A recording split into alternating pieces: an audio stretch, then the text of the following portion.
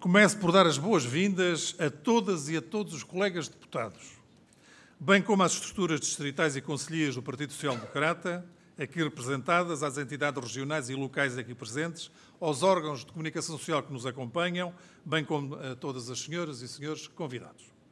Permitam-me uma saudação especial ao Dr. Álvaro Amaro, na dupla qualidade de Presidente da Câmara Municipal da Guarda e de Presidente dos Autarcas Sociais-Democratas, e especialmente na qualidade de um dos maiores defensores da descentralização, do desenvolvimento do interior e da valorização do território nacional como um todo. Um grande bem-aja pela hospitalidade nesta, e agora eu digo, uma vez que sou de fora, forte, farta, fria, fiel, formosa e no futuro feliz, embora já feliz, cidade da Guarda. Em nome de todo o grupo parlamentar do PSD, muito obrigado.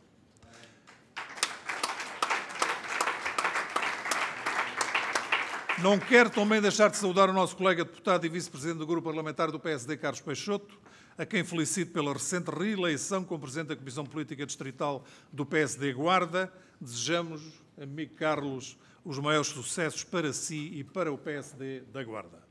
A todos reitero os votos de uma proveitosa e intensa jornada parlamentar. Afirmar e valorizar o interior é este o mote das nossas jornadas. Fez ontem um ano em que ficou patente, de uma forma trágica e dolorosa, que ninguém julgava ser possível, que em pleno século XXI continua a existir em Portugal um Portugal esquecido e abandonado, que é o Portugal do interior. Foi isso que nos gritaram no mais fundo da nossa alma as tragédias de Pedrógão Grande e, 4 meses depois, da região centro. O primeiro sinal que queremos dar ao país com a realização destas jornadas parlamentares na Guarda, um dos distritos mais fortemente fustigados pelos incêndios de outubro, nomeadamente nos concelhos de Ceia e Gouveia, é que o PSD não esquece, nem permite que se volte a esquecer as regiões e as populações do interior. Iremos fazê-lo numa perspectiva positiva, construtiva, fornecendo contributos válidos e sérios para a afirmação e valorização do interior.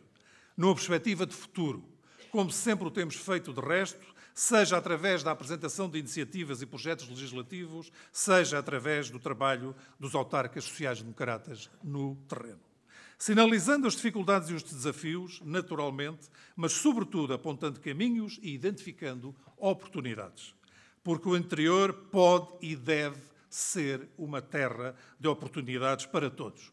Para os que cá estão, para os que querem, para os que se querem cá manter, para os que querem regressar e para aqueles que o querem descobrir. Faloemos numa abordagem transversal da demografia à natalidade, da economia à coesão territorial, das questões sociais às políticas públicas. Contaremos para isso com um quadro de convidados de excelência que acederam a partilhar connosco o seu conhecimento, a sua experiência, as suas reflexões e as suas ideias em prol de um interior mais vital, mais desenvolvido e mais central na vida de todo o país. Antecipadamente a todos agradeço os valiosos contributos que, estou certo, muito vão enriquecer estas nossas jornadas parlamentares. Quando ouvimos falar de déficit, só ouvimos falar de números, de contenções, de cativações, de austeridade escondida. Mas há outros déficits que importam e têm tanto ou mais reflexos na vida dos portugueses. Este momento não deixará, por isso, de ser também uma oportunidade para chamar a atenção para o déficit que persiste da parte do Estado português de uma verdadeira política para o interior. Uma política inclusiva, que promova um desenvolvimento equilibrado e harmonioso, que ajude a fixar pessoas no interior em vez de as afastar, que crie condições para que ficar seja uma opção realmente viável e gratificante para as pessoas que aqui escolham viver. Uma política que, se não discrimina positivamente, ao menos não discrimine negativamente. Uma política que não deixe morrer as aldeias e as povoações ao abandono, mas que tenha o engenho de as revitalizar e rejuvenescer. Uma política que valorize e aproveite a sabedoria dos mais velhos, mas que saiba cativar as gerações mais jovens. Em suma, uma política que encare o interior como uma mais-valia vital para o todo nacional e não com um peso que tem que se carregar. Comecei por falar ontem em Vila Faqueia, Pedrógão Grande, onde me desloquei para me associar a todos quantos quiseram participar na cerimónia religiosa em memória dos que perderam a vida e em solidariedade com os seus familiares e amigos. As feridas vão durar muito tempo a sarar, se é que alguma vez vão sarar. Mas se um ano é pouco tempo para atenuar a dor das perdas, este tempo já devia ter sido suficiente para que o Estado tudo fizesse no que está ao seu alcance para minorar o sofrimento destas pessoas. Infelizmente, isso ainda não aconteceu. Passado um ano, as notícias de que falta fazer, quer em Pedrógão, quer na região centro, são muito preocupantes e, em muitos casos, revoltantes. Principalmente no que se refere ao atraso na reconstrução das habitações e no apoio às empresas e às atividades económicas afetadas que continuam à espera dos apoios devidos e prometidos. Na região centro, das 1.125 casas destruídas pelos fogos de outubro, apenas 133 casas foram reconstruídas até hoje. É pouco mais de 1/10 do total. Metade das casas atingidas ainda estão em obras. O Governo mostrou total incapacidade na forma como lidou com os grandes incêndios do ano passado e continua a mostrar a sua incapacidade agora na forma lenta como gera a resposta às necessidades das famílias e das empresas. As famílias e as empresas afetadas têm o direito de ter as suas vidas normalizadas o mais rapidamente possível.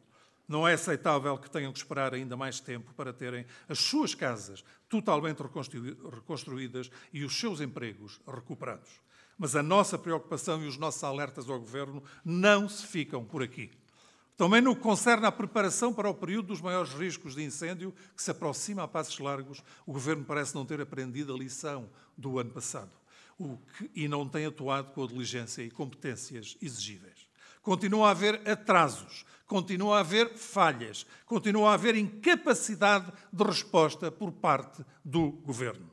Ainda a semana passada ficámos a saber que o GIPS continua com falta de material de proteção individual e sem uma única viatura média e pesada para intervirem no combate ampliado.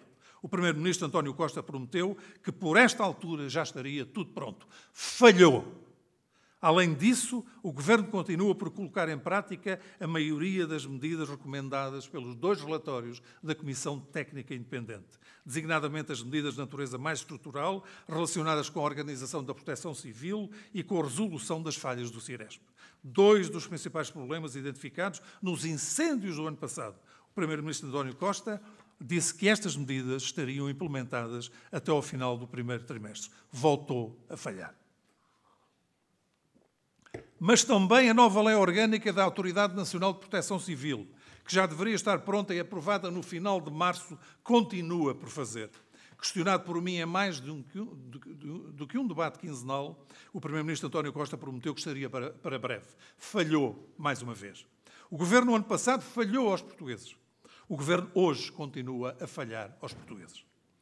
O desinvestimento deste Governo no interior tem várias faces e assume várias formas. Na saúde, o Governo diz que o PSD faz políticas de casos, quando fala dos hospitais que têm problemas, dos centros de saúde que têm falhas, das cirurgias que não se realizam por falta de recursos humanos e materiais, da falta de condições dos serviços de urgência, da forma indigna como doentes são tratados em corredores de hospitais e contentores.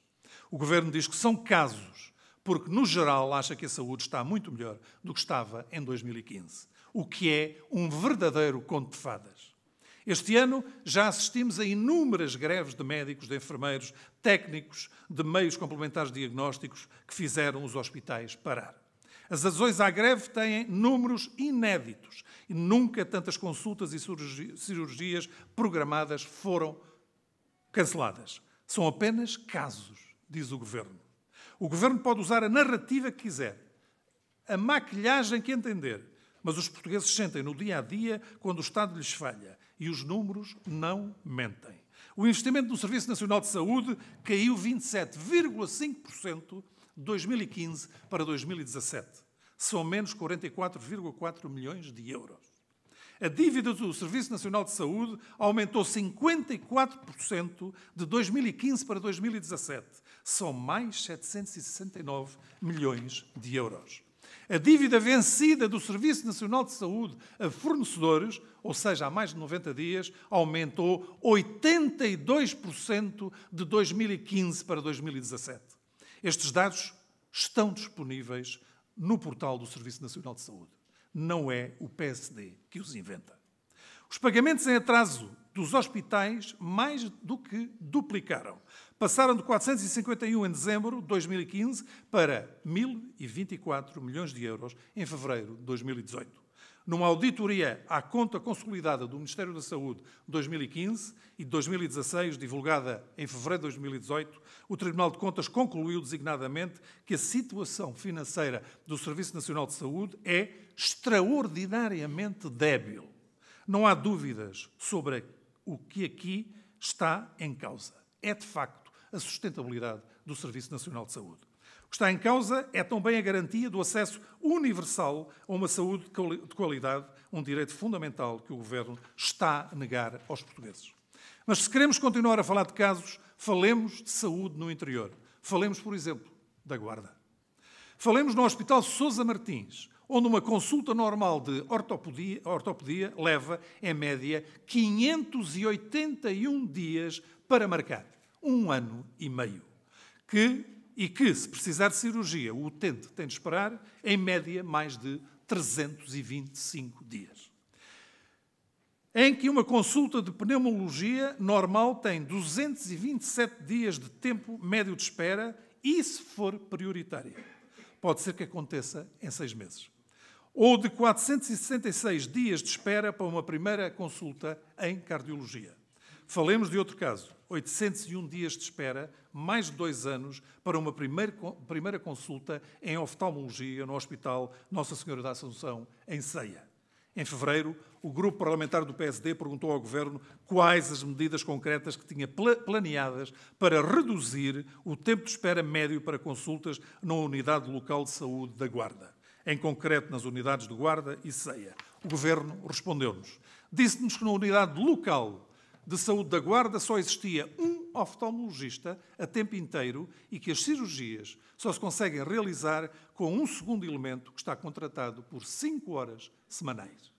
Disse-nos que a Unidade Local de Saúde da Guarda tem 6 médicos ortopedistas, 2 deles reformados e 1 a atingir 70 anos de idade. E manifestaram a insuficiência destes recursos para assegurar 24 horas de serviço de urgência e as necessidades da unidade. Sobre a cardiologia, depois de saírem 2 profissionais, o serviço ficou com 2 médicos. E são estes 2 elementos que asseguram internamentos, urgências, consultas e exames a todo o distrito. Fica assim claro qual é o Serviço Nacional de Saúde que o PS quer para o país. Mas não é só na área da saúde que o Governo esquece e trata mal os portugueses que vivem no interior. Muitas, mas mesmo muitas das ações ou decisões do Governo que não têm diretamente a ver com o interior têm ou podem ter impactos extremamente negativos nas suas populações. Porquê? Porque para este Governo Socialista o que importa única e exclusivamente é o peso eleitoral de cada grupo, de cada clientela, de cada região. E infelizmente para o interior, como aqui há cada vez menos eleitores, o Dr. António Costa não perde muito tempo a pensar neles. Apenas 2 exemplos. A entrada da Santa Casa no capital do Monte Pio e a recapitalização da Caixa Geral de Depósitos. Um e outro são casos exemplificativos de como este Governo não acautela, não cuida, nem quer saber dos interesses ou das necessidades das populações do interior. Se não, vejamos. No caso da entrada da Santa Casa no Monte Pio, operação à qual o PSD, desde o início, se opôs, pode estar em causa, muito simplesmente, a capacidade futura daquela instituição continuar a apoiar as muitas obras sociais que apoia, desde sempre, por todo o país. Todos sabemos como esse apoio é particularmente precioso e necessário nas regiões do interior, onde a ajuda do Estado muitas vezes não chega ou chega deficientemente. Ora, essa é a missão e a razão de ser da Santa Casa da Misericórdia de Lisboa, uma instituição tutelada pelo Estado português, ajudar os mais necessitados e os mais frágeis, não é, como defende este Governo, ajudar os bancos em geral. A aventura, eu diria mesmo a obsessão do Primeiro-Ministro António Costa e do Ministro Vieira da Silva neste negócio, merece, por isso, a nossa maior oposição, por mais que nos digam que não envolve riscos ou perigos para a Santa Casa. Da mesma forma, o Governo não esteve preocupado com as consequências da muito mal explicada recapitalização de cerca de 5 mil milhões de euros da Caixa Geral de Depósitos. Apesar dos pedidos insistentes do PSD, ainda hoje não se sabem das razões que levaram a esta recapitalização. Ou seja, quem foram os grandes devedores que nunca pagaram. Por que razão nunca o fizeram? E quem foram os responsáveis da Caixa Geral de Depósitos por isso ter acontecido? O Governo sabe que não há almoços grátis, mas todos nós sabemos para quem é que a seguir, ou quem é que a seguir paga a conta. E a conta desta operação da Caixa Geral de Depósitos está a chegar-nos de muitas maneiras. Uma delas é à custa do fecho de balcões, designadamente nos concelhos do interior do país ou de pequena dimensão. Terras em que, do dia para a noite, as populações se veem abandonadas pelo seu banco público a quem confiaram as suas poupanças durante toda uma vida. No ano passado encerraram 64 balcões. Este ano serão mais 75. É esta que tem sido a forma de governar o nosso país. Sem rumo, sem estratégia e sem um projeto. O que nos deve preocupar e preocupar muito. Que melhor exemplo que o da contagem do tempo de serviço dos professores? Onde o Governo começou por os enganar, assegurando uma contagem integral desse tempo e acabou a revelar a verdadeira natureza da sua política de enganos quando ouvimos o próprio Primeiro-Ministro dizer não há dinheiro para esse efeito. Para além da confissão da política de austeridade que tem governado o país, no caso, 2 factos são claros. No caso dos professores. O Governo prometeu, primeiro facto, e agora vem dizer que não pode cumprir. Segundo facto, o prometido é devido. E como diz o próprio Primeiro-Ministro António Costa, palavra dada, palavra honrada. E só circunstâncias extraordinárias podem justificar que assim não seja. E se o Governo considera que existem, de facto, essas circunstâncias extraordinárias, devia, no mínimo, começar por reconhecer a sua continuada política de austeridade, que foi a política que nos tem governado desde o início deste governo, e pedir depois desculpa aos professores e com eles recomeçar de boa fé as negociações centradas no essencial, e que é a revisão dos respectivos estatutos. A disponibilidade do Partido Social Democrata para contribuir para o mais amplo consenso em matérias de políticas públicas para o interior e descentralização é total e não é de agora.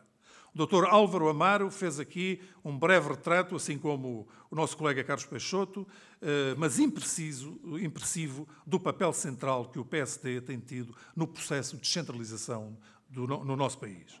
É um privilégio poder contar entre os nossos com um conhecedor tão profundo da realidade e dos problemas do interior e que, ao mesmo tempo, tem ideias maturadas e a capacidade de as pôr em prática. Foi assim como governante, é assim como autarca e é assim como destacado dirigente do PSD. Infelizmente, o empenho e a seriedade que o PSD sempre põe nestas matérias e nos compromissos que assume nem sempre são acompanhados por este governo socialista. É lamentável, mas é verdade. Na última sexta-feira foi discutida na Assembleia da República a proposta do Governo para alterar a Lei das Finanças Locais. Mas o Governo falhou connosco ao não disponibilizar toda a informação necessária, nomeadamente os envelopes financeiros correspondentes a cada município pela respectiva transferência de competências. Esperemos que o Governo e o Partido Socialista emendem rapidamente a mão e honrem os compromissos assumidos. O mesmo se pode dizer relativamente aos desafios demográficos e à natalidade. Um problema central com que Portugal se debate, ainda que não totalmente percepcionado pelo conjunto da opinião pública. Também nesta matéria, o PSD tem liderado a discussão, quer quando teve responsabilidades no anterior governo, quer enquanto o maior partido da oposição. Ainda no início deste mês, o Presidente do Partido Social Democrata, Dr. Rui Rio, apresentou um importante conjunto de medidas elaboradas pelo Conselho Estratégico Nacional do PSD que visam uma nova política para a infância. Uma proposta com visão de futuro, pensada com profundidade e verdadeiramente abrangente, que toca à área social, a saúde, a economia e a competitividade a área laboral e, naturalmente, as próprias políticas para o interior. Em síntese, uma resposta estrutural para um problema que é, também ele, estrutural. No dia 27 deste mês, o PSD vai levar este tema a debate na Assembleia da República. Esperemos que os restantes partidos, a começar pelo Partido Socialista, tenham a mesma abertura de espírito para o diálogo e o mesmo sentido de responsabilidade do PSD e possam, assim, pôr o desenvolvimento e a sustentabilidade do país à frente das suas próprias agendas e serviços. Muito obrigado mais uma vez. Sejam todos muito bem-vindos às jornadas parlamentares do Partido Social Democrata. E muito obrigado pela vossa paciência.